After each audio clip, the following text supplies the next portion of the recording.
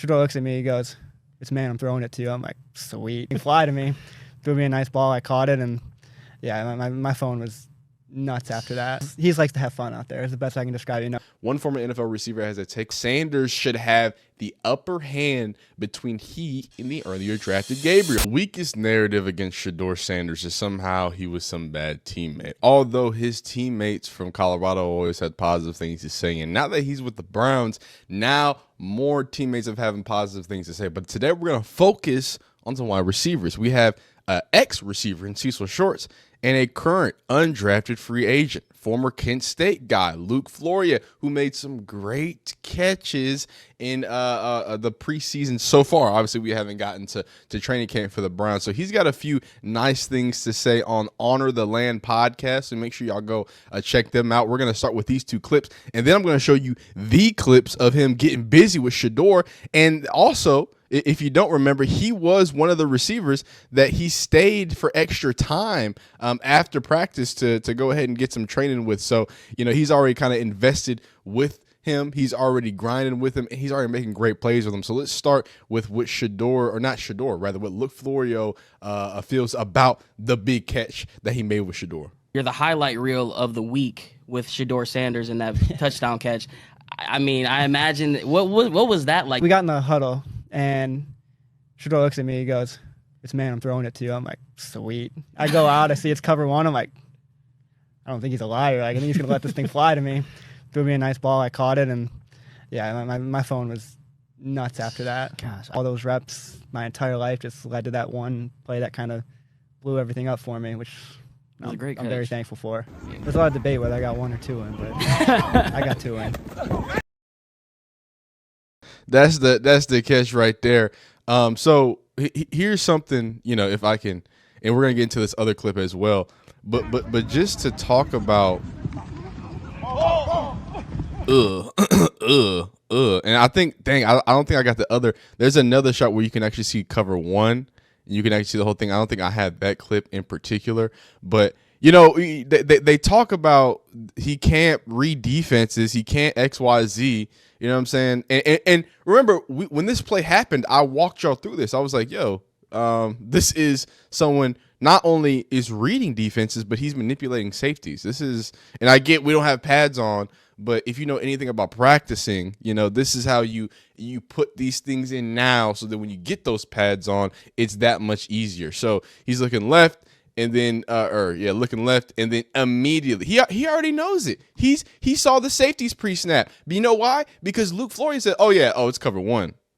You think Shedeur is not looking over here. I told y'all when this happened, he not looking over there for no reason other than to hold that one high safety. He wants him to sit flat-footed so he has space for his man Luke. He's dog. Look at when he decides to throw this ball. So when y'all talk about, hey, he can't read defense, and look at oh my God, you see the feet? Watch his back foot. Pick up, turn, bow, hitches, and he shifts that thing, boy, right over the top, and that's an absolute dot. And then also, shout out to Luke Floria. Not only do you go through the contact, but that's a hard ball to catch, son. He's looking at the sun, son. All right, hard ball to catch. Get up off me. Hey, I got hands. I use them. Oh yeah, by the way, I guess shout out OVO. This dude has an OVO out. He needs to explain that. I hope they're asking about the OVO out. Right. So he sees cover one. Apparently, a dude who can't read defenses diagnoses it in the snap to his cue or to his wide receiver. Ayo, watch out. Watch for what's finna happen. Cover one, I got so these are that's thinking like an NFL player. I don't think that this is elite level. Now look, it's cover one. It's a cover one and it's an inside fade. That's gonna, you know what I'm saying? That's money. You can hit that on CFB. You know what I'm saying? So I'm not saying like this is world bending, but I'm just saying like this isn't just I see two high safeties. That's not what he's saying. He's saying, hey, I like this cover one look. I love what you do and how you do it, and I trust you. Right. And then not only am I do that, I see it. And then how do I help my receiver? All right, let's look. Let me freeze the safety. Boom. All right. Beautifully thrown. I trust my guy. There's in the NFL, and I've talked about this. It's the connection when you get there is not just the mental, and that's a bigger step, but also sometimes if you watch some NFL players, they throwing contested balls. Like college football, you don't want to throw contested footballs because you're going to get picked. You don't have the velocity, you don't have the knowledge, you don't have the receiver to go up and get there. But when you get in the NFL, you're going to be asked to make crazy catches. You're going to have to. I expect you to adjust your body through the sun and catch one of them up and keep your feet in. That's just what you need to do, especially as a guy coming from Kent State. But what does he feel about Shedeur Sanders in general? We'll talk about Shedeur again, and he's likes to have fun out there. Is the best I can describe it. You know, he comes on the field and he's going up to the receivers and like thinking of celebrations to do when we score, like creating celebrations and all that, and that's awesome. It lightens up the mood. Everyone feels like, so you go in there, especially the first couple of days of minicamp, and everyone's tight, everyone's stiff, everyone's like, I can't make a mistake, I can't mistake. And he's coming up to you asking, you think he has an important question for you? He's like, hey, Twin, what celebration do you want to do?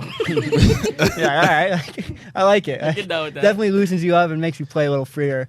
Yo, we're not here to glaze too much. And here are his stats. We're not here to glaze Shedeur too much, okay? I don't want to do that. But I've told y'all about this. I've told y'all that not only Shedeur, I've told you about Travis Hunter. I've told you that having someone who lightens the mood when you're out in the heat and you're an undrafted free agent and you're just grinding to get what's it called, just to make the team. You telling me you're not gonna be a little, you know what I'm saying? It's a little up here in the shoulders. You feel me? You're a little stiff. You feel me? So the fact that this dude who is apparently arrogant, apparently entitled, apparently a bad teammate, as the 5th round draft pick, right, comes into camp, and it's like, oh yeah, let me just uplift the wide receivers. I mean, this is what I did at Colorado. This is what I did at Jackson State. Let me either that Joe Flacco video. Hey, let me see if Joe Flacco ever hit that bit. You know what I'm saying? You ever hit that dance, Joe? January Joe. You gotta understand that like, and the same thing I say about Shiloh, to end my glaze too much on Shedeur, because same thing I said about Shiloh, same thing I say about Jimmy Horn. These are guys from the Deion Sanders regime that they've gone to NFL places. They've already made an impact. I'm not even talking about football. I'm talking about the way that y'all tried to paint them as entitled, nepo, all this other, everything else but a child of God. Y'all called that man Shedeur Sanders and Shiloh. Not Jimmy. Hey, everybody. Hey, I'm sorry. Everybody love Jimmy. I gotta be honest with you. I never met a soul that don't like Jimmy Horn. I gotta be real with you. I understand too. He deserves it. Jimmy Horn deserves it. But no, like, so it's bigger than just football. You know what I'm saying? When you're locked in like this, when you're trying to get every opportunity, when the Browns, who has, if I might add, has a lethargic wide receiver room. It's just Jerry Jeudy fighting against the world, okay? You know what I'm saying? And I'm not sure if you want that. And obviously, great tight end work with Njoku. I think Harold Fannon's going to be able to have a great impact coming in. But just so to put you in perspective of what he's done at Kent State, and this is kind of why he's a long shot. You know, some people compare him to Cooper Kupp, but he's only like 5'8".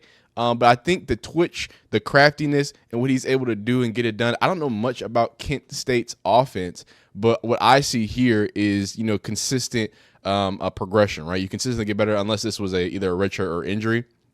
He only had 3 and 4 receptions, but every single time he's had receptions, he seems to make the most of it. 10.64 touchdowns, and then this last season, 44 receptions. Hey, he only like talk about maximizing your opportunity. He only gets thrown 5 more balls, and he almost goes for 700 yards, almost doubles. You know, a little bit off, but you know, almost doubles his receiving yards. His average shoots up, and his touchdowns almost double as well. So I think that when you talk about people who are just wanting to capture the moment, right, and make sure that you want hungry people, man. I think hungry people they make for good workers. He's loving that dig coming right underneath, right? You know what I'm saying? So he's just showing up everywhere. Luke Floria. He's been catching balls from everybody. It's not just Shedeur. There he is on the outside. So he's looking like a potato, but don't worry, I got another angle of this from the illustrious Mary Kay Cabot. Here is Shedeur going to Luke Floria, and there you go. You can see that, like, he's not just, and you can see on the inside fade too. He's not just, oh, he's a fast twitchy guy. He's not just a whatever. Nah, there's some tactician in there, right? It's not just, oh, I'm moving my hips and I'm flowing. You know what I'm saying? Like look what he does in this clear. It looks like what's it called? Looks like man, right? And we'll watch Shedeur too, but I want to see what Luke does. So Luke comes here, right? He wants to get outside. So this guy's got I think it's either head up. Yeah, look, this is head up. So he's giving him a man look, right? True man look. So now he wants to manipulate that, right? And he wants to move him more to the inside. Way he does that, he actually kind of takes an outside step first. Chops, right? He wants to get these hips to move for the DB, but he does a good job, doesn't move that much, but he then powers up, does a good job at pushing vertical. Then he gets his hips open, right? So the chopping didn't work. It didn't move him off his line, but when he exploded up, right, that allowed those hips to open up, and you can kind of see the lean, right? His body is face forward, but his head is faced out, right? And that's important because of what he's about to do next, right? Boom, I'm pushing vertical, but I'm not pushing vertical, but your hips are completely turned like I'm pushing vertical. That's called creating separation, ladies and gentlemen. Boom. Now, hey, I got you, son. I got you. Don't even worry about it. I made you open up not 90 degrees. That's like like, you know what I'm saying? That's like 110. Like you're like true vertical. You've got your back turned to the quarterback right now. You don't really have a chance to make a play on this ball. So great. That's technical work from the wide receiver position. Hey, head up. Let's make a move. Can't get him off his line. He's being stuck. Okay, boom. Let's explode up. And then let's get up out of there, right? So that's the technical part. And let's look at Shedeur operate too. So Shedeur sees it, right? And clearly this has been one of his favorites. He can see that as man coverage, right? And he wants to, and his head immediately snaps up. So what does he see?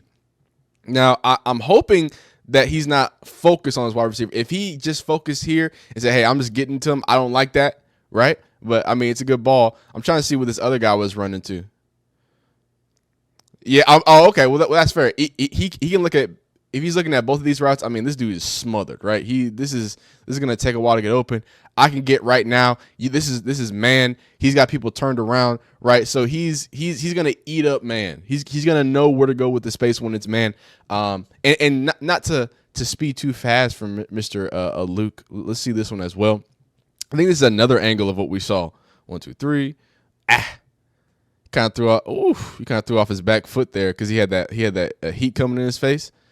But man, he can push that thing, dog. He can. Hey, I don't know, man. So what does undrafted free agent wide receiver Luke Floria think? Again, people are calling him Julian Edelman Cooper Kupp hybrid. But here's a little snippet of what he had to say. Luke Floria has loved football for nearly all of his life. Probably when I was 2 or 3 years old. I mean, I have an older brother that's 5 years older than me, so he started playing football when he was 7. Kind of watching him grow up through all the years, play at Mentor and go on and play in college, it's kind of just been a thing in my family. Like, yeah, that's what I want to do. That's how I want to live my life. Floria followed that passion as a receiver. It led him to the state semifinals with the Mentor Cardinals, then to 5 seasons with the Kent State Golden Flashes. And after this year's NFL draft, the road kept him right here in Northeast Ohio. Draft happened, didn't hear my name called, and I just kept saying to myself, everything happens for a reason.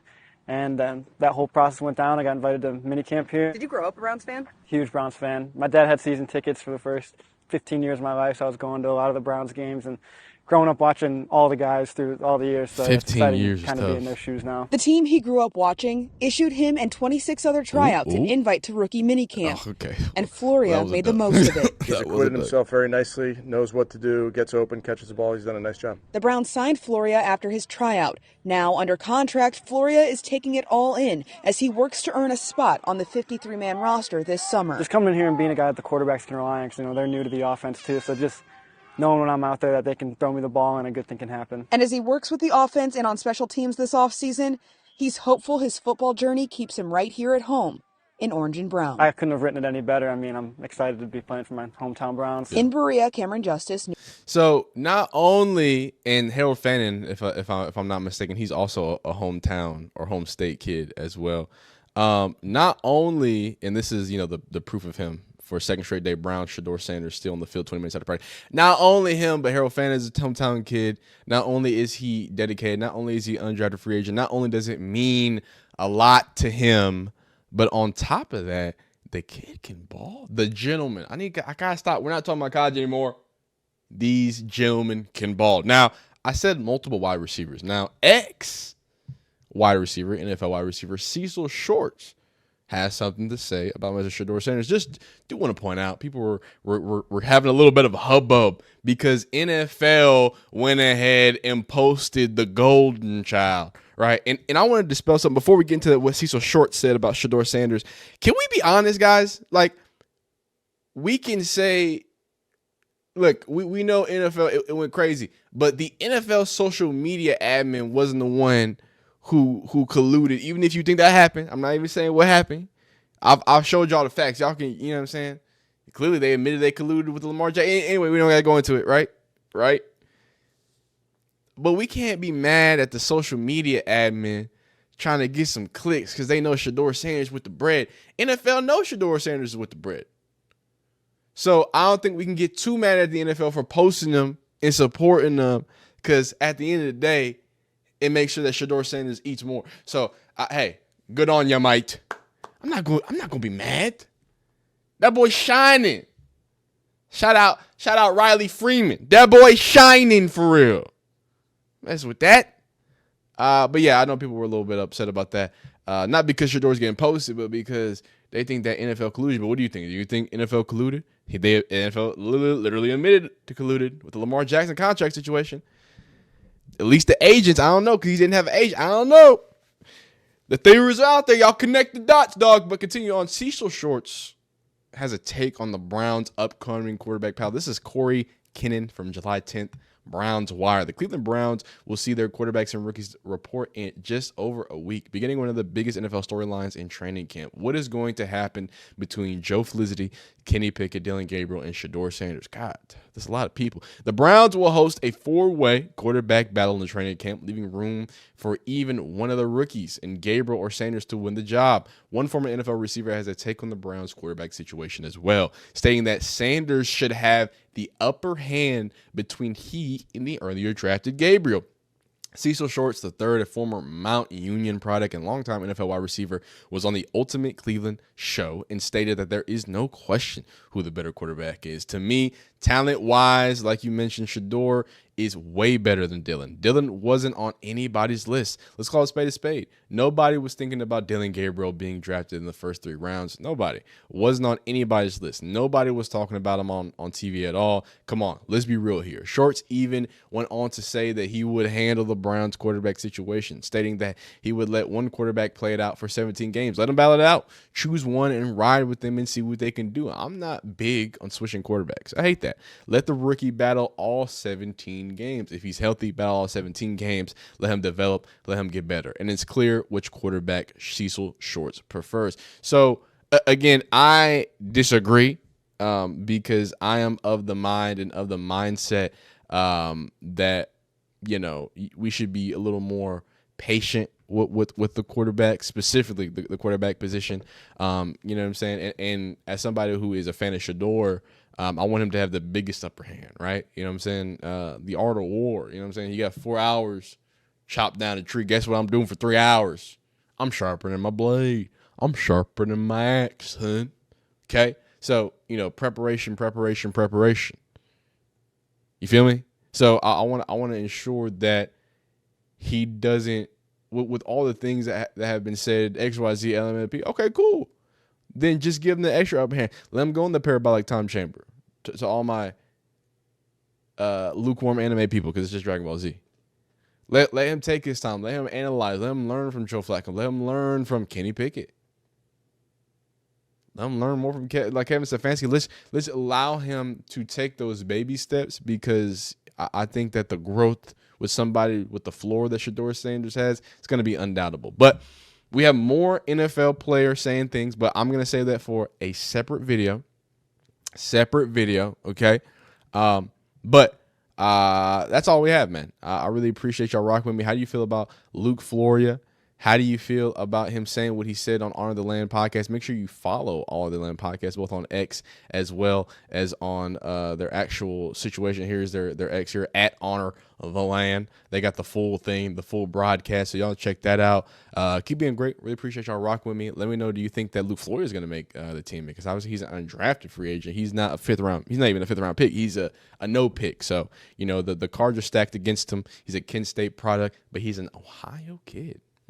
I like to hear it. But really appreciate y'all rocking with me. Continue to be great. Have a great, amazing rest of your day. Like the video if you like it. Dislike if you don't like it. Subscribe if you enjoy football content. All shapes, sizes, forms, and fashion. We'll see you next time. Peace.